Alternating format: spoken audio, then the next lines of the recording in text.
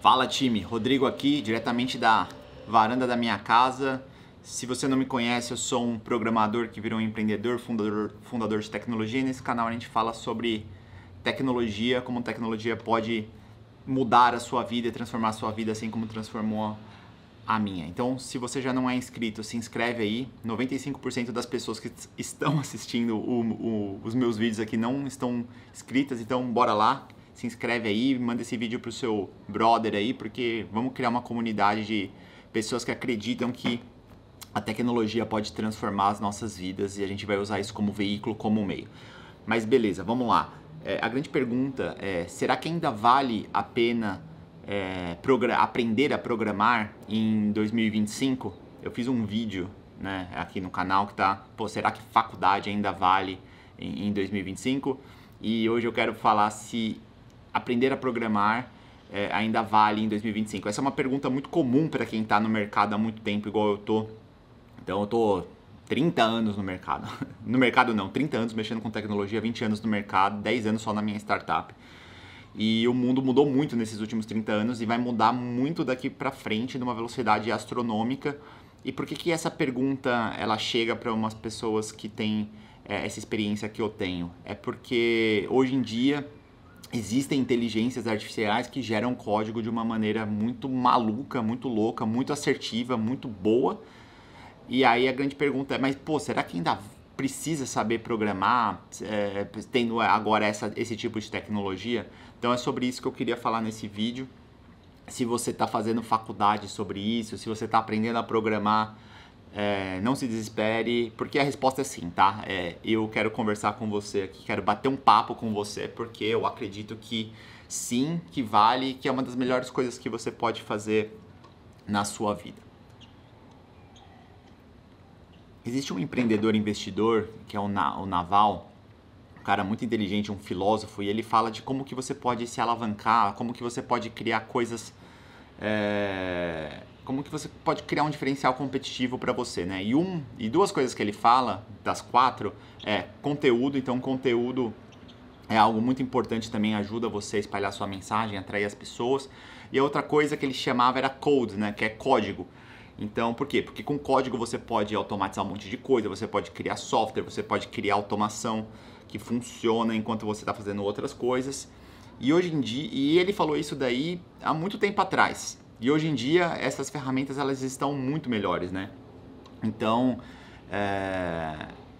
é importante você entender isso, que código sempre foi uma grande ferramenta que você poderia adicionar na sua vida, né? Nem que seja para você criar uma carreira. Então eu vou aprender a programar para trabalhar para as grandes empresas, que é aqui no Brasil que a gente é o mais comum, né? Então você vai lá, faz uma faculdade de tecnologia, aprende a programar, escolhe uma linguagem, uma plataforma, algumas ferramentas e você entra nesse mercado e você vai ter uma carreira muito boa, a tecnologia já vai transformar a sua vida.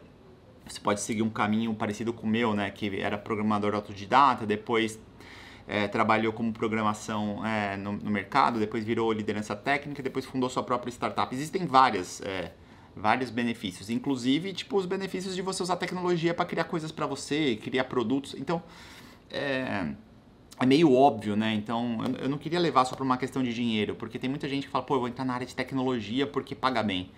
Paga bem, mas eu já falei isso aqui em outros vídeos, paga bem se você for um bom programador. E eu acho muito ruim se você for um programador que você não tem paixão pela tecnologia. Vai ser muito ruim para você, vai ser maçante, porque a tecnologia ela evolui de uma forma que é muito maluca, né? Então eu comecei lá no Java 1, Java 1.4 e o Java já está, sei lá em qual versão. Imagina se eu falasse, não vou mais estudar.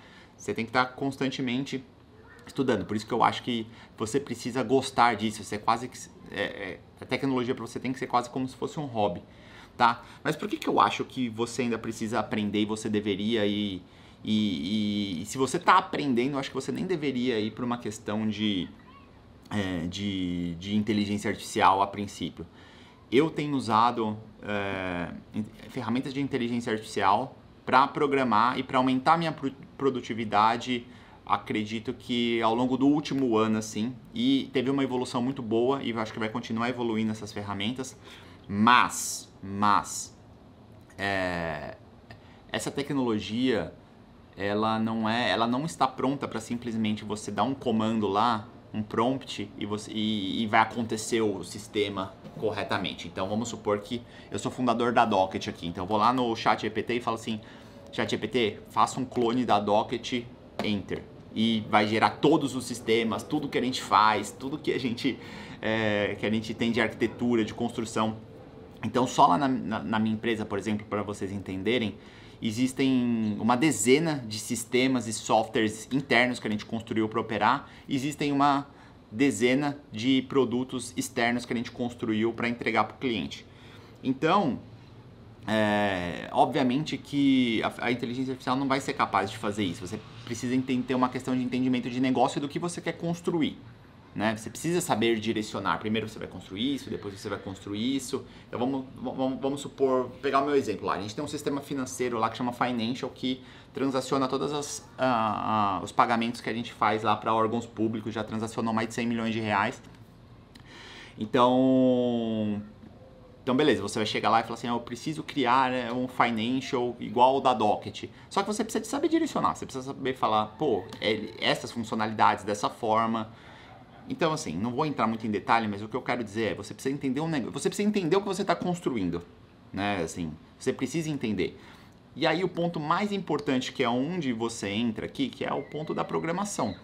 Você precisa entender da linguagem que você escolheu, da arquitetura que você escolheu, das boas práticas, das ferramentas, porque pela minha experiência, e eu acredito que isso vai ser por um bom tempo ainda, se você não estiver supervisionando e direcionando, a chance dele criar um negócio muito ruim e com falha e simples e da cabeça dele é muito alta, Então, eu tô testando isso já faz um tempo. E qual foi o meu grande aprendizado? Se eu chego para ele e falo para ele fazer um negócio muito grande e gerar um monte de classe, gerar um monte de código, ele vai fazer besteira, assim, tá? Então, qual que é a minha percepção? Eu preciso começar pequeno, então, dar um hipercontexto do problema que a gente vai resolver, o que a gente vai construir, com que arquitetura a gente vai construir, quais as boas práticas que a gente vai se espelhar, quais são os outros benchmarks que a gente quer se espelhar, e a gente começa pequeno. Então, começa como se a gente estivesse programando. Então a gente vai falar, ó, você vai gerar primeiro essa classe de inicialização, depois você vai criar um pacote aqui de APIs, um pacote de serviço, e você precisa ir verificando o que ele está fazendo.